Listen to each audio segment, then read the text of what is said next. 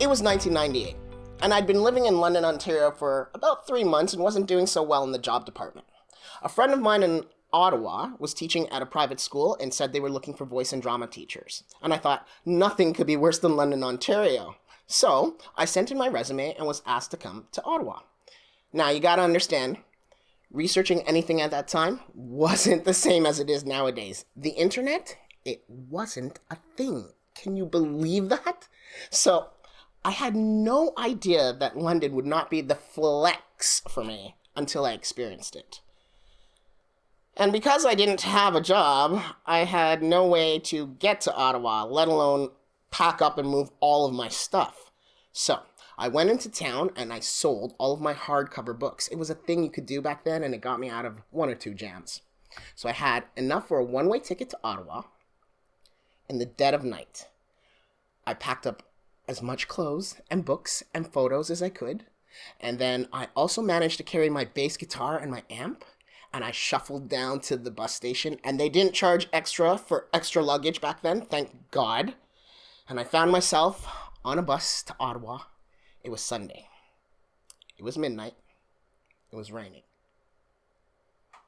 I mean, I did have a place to stay. My friend who had told me about the position, they let me stay with them, and they knew I didn't have a dime to my name until I started working, so they lent me $1,000. But the school that I had moved to Ottawa for then turned around and said, yes, you have the position, if we get the funding that we applied for. I didn't wait the 2 weeks to find out if I had a job. I hustled hard, and I hustled fast. I made connections, and I got a job waiting tables in the Byward Market. And thank God, too. Because that school never did get the funding. And a lot of people who were here because of the same reason I was, they were now stuck. Me, though, in a month, I was able to support myself with the job I found at the restaurant. I was able to pay my friend back, and I started exploring myself.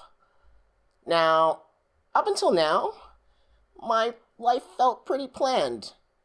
Birth, day school, grade school, high school, even university.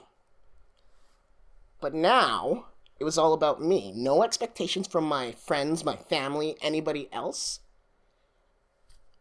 And I found that I didn't know who me was. But I wanted to know. So it was time. I rolled up my sleeves, and I started adulting. No safety nets, no kind of like underlings who are going to help you. It just fly by your pants. Survive to thrive adulting. That was me.